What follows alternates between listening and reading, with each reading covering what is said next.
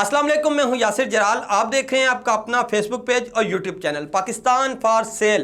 पाकिस्तान बराए फ़रोख्त है। ये खबर लगाई है मिडल ईस्ट आई ने, जो कि यूके बेस्ड एक डिजिटल मीडिया प्लेटफॉर्म है और इसको चलाने वाले अमेरिकन हैं। ये प्लेटफॉर्म खबरें कवर करता है गल्फ़ ममालक की, और इस हवाले से उन्होंने खबर लगाई कि पाकिस्तान फॉर सेल है और गल्फ़ ममालक उसको ख़रीद रहे हैं और औने पौने दामों ख़रीद रहे हैं। ये खबर है।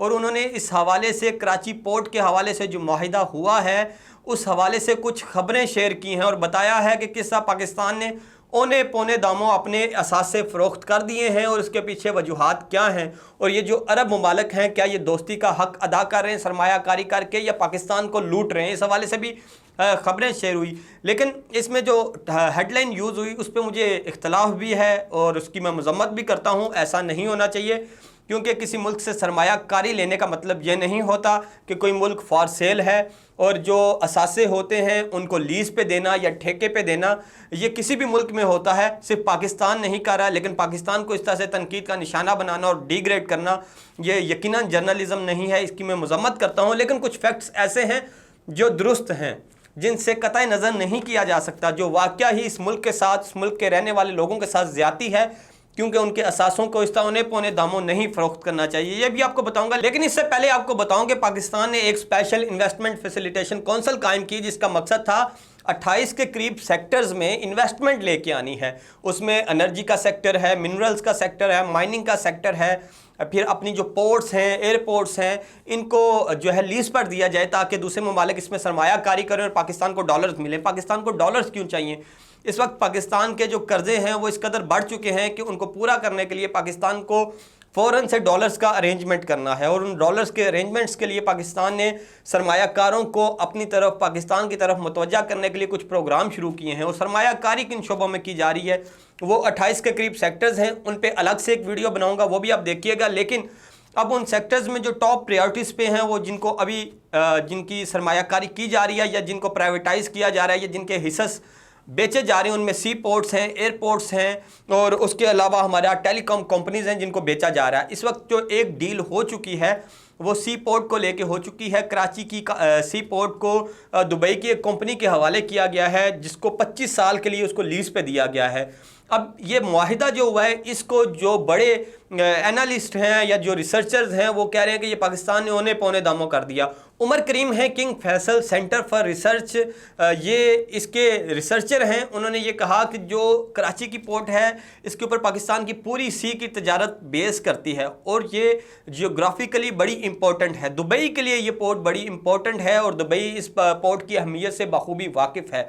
इसीलिए दुबई ने इस पोर्ट में फ़ौरन से इन्वेस्टमेंट की। जब आवाज़ उठाई पाकिस्तान ने कि वो इस पोर्ट को फ़रोख्त करेगा, तो दुबई फ़ौरन से यहाँ पहुँचा और उसने 85% शेयर्स इस पोर्ट के ख़रीद लिए। लेकिन वो कहते हैं, उमर करीम ये कहते हैं कि पाकिस्तान इसके बदले में एक अच्छी डील ले सकता था, लेकिन पाकिस्तान ने ऐसा नहीं किया और पाकिस्तान ने अपनी पोर्ट को दुबई के हवाले औने पौने दामों कर दिया। इसी तरह शाहबाज राना हैं, ये इकोनॉमिस्ट हैं, पाकिस्तान के बड़े तगड़े इकॉनमी की खबरें देते हैं। बेसिकली ये रिपोर्टर हैं इकॉनमी की खबरों से रिलेटेड। इन्होंने बताया कि पाकिस्तान ने इस हवाले से रूल्स की भी खिलाफ वर्जी की है, लेकिन वो रूल्स की खिलाफ वर्जी अब रूल्स की खिलाफ वर्जी नहीं है, क्योंकि हाल ही में पार्लियामेंट से इन्वेस्टमेंट बोर्ड ऑर्डिनेंस का एक नया तरमीमी बिल मंजूर करवा लिया गया है, जिससे इसको शेल्टर मिल जाएगा। उन्होंने कहा कि इस तरह की इन्वेस्टमेंट लेने से पहले इसका एक थर्ड पार्टी ऑडिट करवाया जाता है, थर्ड पार्टी से इसकी कीमत लगवाई जाती है, लेकिन पाकिस्तान ने ऐसा नहीं किया। किसी को हायर नहीं किया जो ये बता सके कि ये डील किन टर्म्स एंड कंडीशन पे होनी चाहिए। पाकिस्तान ने खुद ये डील की जिसमें पाकिस्तान को घाटा हुआ। अब ये बात करते हैं कि ये डील क्या हुई। ये डील ऐसी है कि 25 साल तक पाकिस्तान की कराची पोर्ट 85% दुबई इस्तेमाल करेगा, जबकि 15% पाकिस्तान के पास रहेगी। इसके इवज़ उस पोर्ट को बड़ा करने के लिए, उस पोर्ट को मज़ीद अच्छा करने के लिए, उस पोर्ट के इंफ्रास्ट्रक्चर के लिए $50 मिलियन जो है दुबई की कंपनी इन्वेस्ट करेगी, पाकिस्तान की गवर्नमेंट को देगी, जिसके बदले उस पोर्ट का इंफ्रास्ट्रक्चर अच्छा होगा। लेकिन इसके 85% जो मालकाना हकूक़ हैं 25 साल के लिए वो दुबई की उस कंपनी के पास चले जाएंगे, जबकि पाकिस्तान के 15% हकूक़ पाकिस्तान के पास रहेंगे।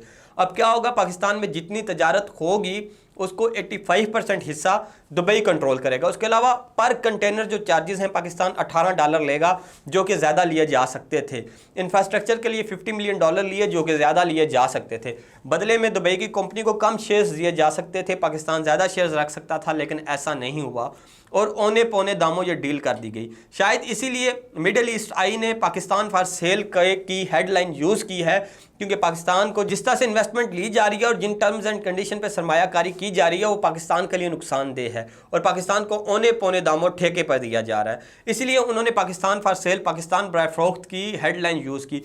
मेरा ये मानना है कि पाकिस्तान में सरमायाकारी आनी चाहिए। 168 के करीब जो पाकिस्तानी स्टेट ओन अदारे हैं उनको उनकी सरमायाकारी होनी चाहिए, उनको प्राइवेटाइज करना चाहिए, लेकिन उनको इस तरह औने पौने दामों नहीं करना चाहिए। अब टेलीकॉम सेक्टर में टेलीनार को भी एतिसलात खरीदने जा रही है, ये खबरें हैं, लेकिन आपको याद रहे कि 2005 में एतिसलात ने PTCL को भी खरीदा था और $800 मिलियन ताहाल एतिसलात ने पाकिस्तानी गवर्नमेंट के देने हैं, जो अब तक नहीं दिए जा सके। तो ये जो गल्फ ममालिक हैं दोस्त बन के सरमायाकारी करें, लगता ये है कि ये पाकिस्तान के मफाद में कम, उन ममालिक के मफाद में ज़्यादा है और ये ममालिक पाकिस्तान को लूट रहे हैं इस तरह की सरमायाकारी करके, और हमारे हुक्मरान पाकिस्तान को लुटवा रहे हैं। तो इस पर गौर व फिक्र करनी चाहिए। पाकिस्तान जो मुआहदे कर रहा है उनमें पाकिस्तान का पलड़ा भारी रहना चाहिए, पाकिस्तान को और पाकिस्तानियों को ज़्यादा से ज़्यादा फ़ायदा होना चाहिए, और ताकि जो बाहर के ममालिक के अखबार हैं उस तरह की खबरें ना लगाएं कि पाकिस्तान फॉर सेल है। ये थी आज की वीडियो अच्छी लगी यूट्यूब पर देख रहे हैं तो सब्सक्राइब कीजिए, फेसबुक पर देख रहे हैं तो लाइक और फॉलो कीजिए। मुझे इजाज़त दीजिए, अल्लाह हाफिज़।